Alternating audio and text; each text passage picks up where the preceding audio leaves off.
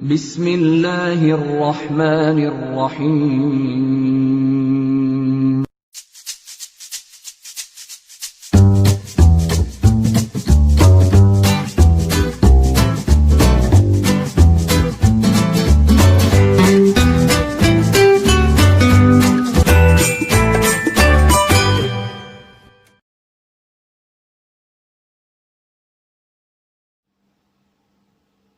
बिस्मिल्लाहिर्रहमानिर्रहीम। अस्सलाम वालेकुम। Welcome back to PPSC and FPSC math centre.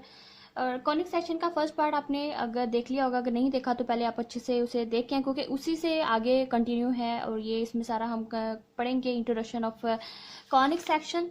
Conic section में मैंने बहुत सी चीज़ें कवर करवा दी। उसमें मैं कुछ ज़्यादा तो नहीं अब डिटेल में जाऊंगी, थोड़ा सा कवर कर लेते हैं कि नेक्स्ट क्या है। पहले आप वो फर्स्ट पार्ट इसका इंट्रोडक्शन ऑफ कॉनिक सेक्शन अच्छे से मतलब देख के आए, फिर आपको इस पार्ट 2 की भी समझ आएगी।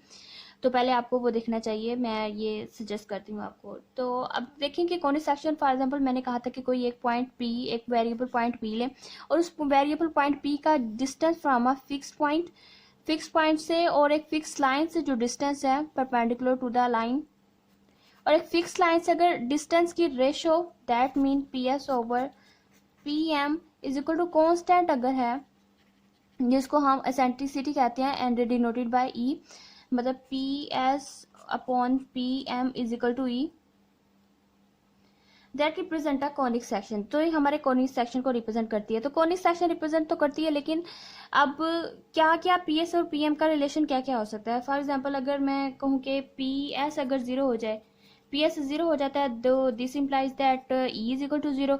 अगर e is equal to zero होता है then locus of a point P is a circle. तो क्या होगा, वो एक सर्कल होगा। Locus of a point P is circle. P zero P S अगर पी एम जीरो हो जाए तो क्या होगा, P M if P M is equal to 0, this implies that E is equal to infinity। और E eccentricity अगर infinity पे हो, एसेंट्रिसिटी मतलब E is equal to infinity हो, तो this represent pair of straight lines।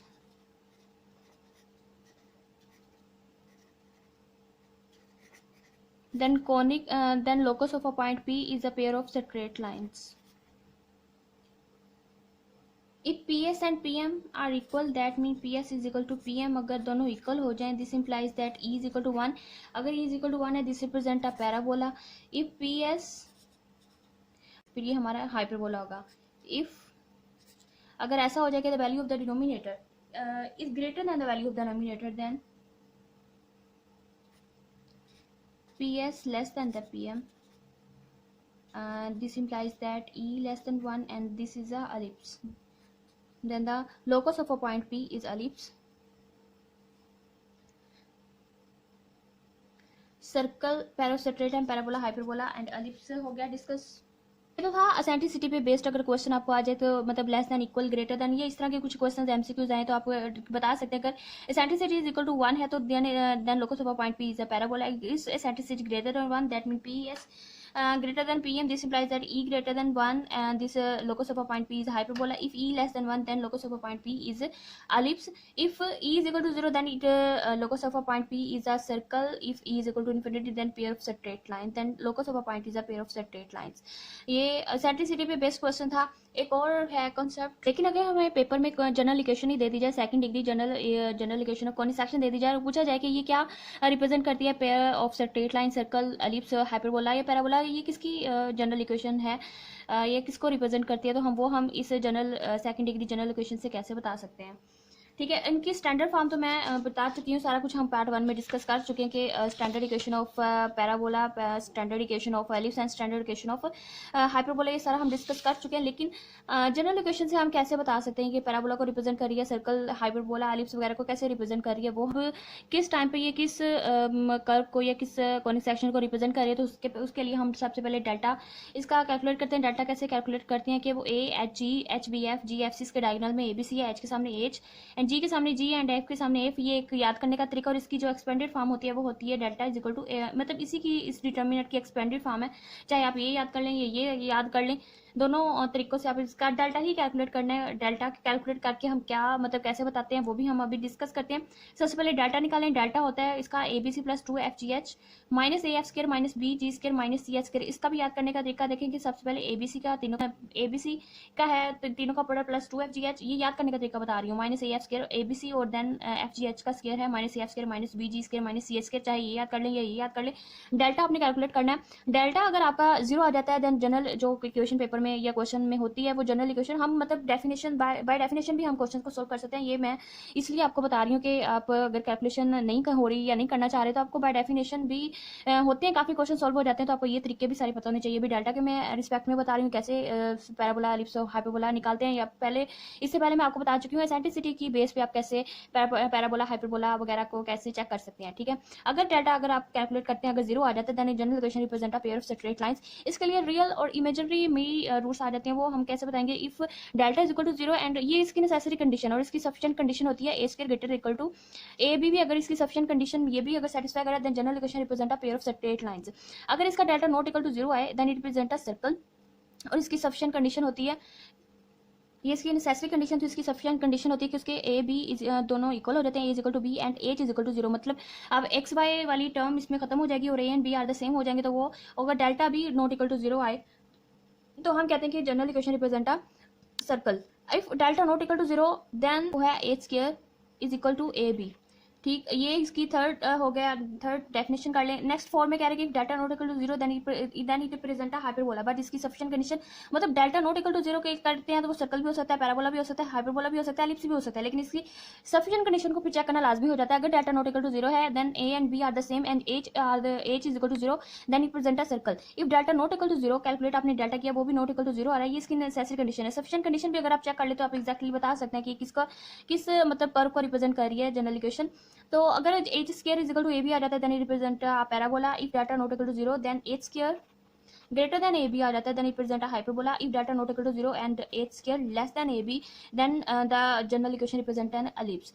ये delta की respect में भी मैंने आपको बता दिया, सफिशिएंट कंडीशन की रिस्पेक्ट में भी हो गया और आपको एसेंट्रिसिटी के बेस में भी बता दिया। नेक्स्ट अब ये जो सेकंड डिग्री जनरल इक्वेशन होती है ये हमें इससे डायरेक्ट हम इक्वेशन ऑफ फोकल कॉर्ड भी बता सकते हैं, इक्वेशन ऑफ लेटेस्ट रेक्टम भी बता सकते हैं और इक्वेशन ऑफ एक्सिस भी निकाल सकते हैं और सेंटर ऑफ कॉनिक सेक्शन भी निकाल सकते हैं। मतलब इस जनरल इक्वेशन से हम डायरेक्ट वो भी कैलकुलेट कर सकते हैं। लेकिन ये सब अब आगे जाने से पहले हम पहले एक क्वेश्चन लेते हैं, क्वेश्चन करके देखते हैं ये सारे कॉन्सेप्ट जो अभी हमने कवर किए। एक क्वेश्चन से सारे हम पहले ये थोड़ा सा कर लेते हैं और उसके बाद हम करेंगे डायरेक्ट्रिक्स की equation, directrix axis and later system focal cord and centre of conic section कैसे कैलकुलेट करते हैं directly from the given second order general equation, वो हम बाद में डिस्कस करते हैं। चलिए क्वेश्चन करते हैं। हाँ, मैंने एक सिंपल से क्वेश्चन लिया ताकि जो भी अभी हमने अभी कंसेप्ट देखे हैं वो सारे अच्छे से कवर कर सकें या आइडिया उसका या फिर आप उन कंसेप्ट पे थोड़ी सी ग्रिप आ जाए। ठीक है, क्वेश्चन मैंने लिया जनरल इक्वेशन, हमें एक जनरल इक्वेशन दी गई है और हमने बताना है क्या रिप्रेजेंट करती है पैराबोला एलिप्स हाइपरबोला सर्कल को। ये इक्वेशन है 2y square minus x y minus x plus 6x minus 8। तो ये किसको रिप्रेजेंट करिए। सबसे पहले तो हम इसको सेकंड डिग्री जनरल इक्वेशन के साथ कंपेयर करके देखते हैं, एबीसी की वैल्यू निकालते हैं। पहले हमने सबसे पहले जनरल इक्वेशन लिखी, जनरल इक्वेशन के साथ जब गिवन इक्वेशन जनरल इक्वेशन को कंपेयर किया तो यहाँ हमने एबीसी की और एफजीएच की वैल्यूज निकाली। A is equal to -1, a is equal to -1 and b is equal to 2 and 2hxy, तो h इज इक्वल टू -1/2। मतलब यहाँ पे 2hxy इज इक्वल टू है -xy, this implies that h is equal to -1/2 and 6x है 2gx होता है, तो g is equal to 3 and f is equal to 0 and c is equal to -8। ठीक, अब ये वैल्यूज निकल आई हैं। अब इसका डेल्टा निकालते हैं। सबसे पहले मैंने कैलकुलेट किया, सबसे पहले डेल्टा की मैंने लगाया, फिर डेल्टा के अंदर वैल्यूज लगाई। जो भी मैंने एबीसी एफजीएच की वैल्यूज निकाली वो हमने इस डिटर्मिनेंट में लगाई। जब इस डिटर्मिनेंट को हमने एक्सपैंड किया तो इसका डेल्टा इज इक्वल टू 0 आ जाता है, that mean delta is equal to 0। अगर डेल्टा इज इक्वल टू 0 आ जाता है that represent a pair of straight lines, तो ये रिप्रेजेंट करेगा पेयर ऑफ स्ट्रेट लाइंस को। Then general equation represent a pair of straight line, जो हमें जनरल इक्वेशन दी गई थी ये वाली, ये रिप्रेजेंट करेगी पेयर ऑफ स्ट्रेट लाइंस।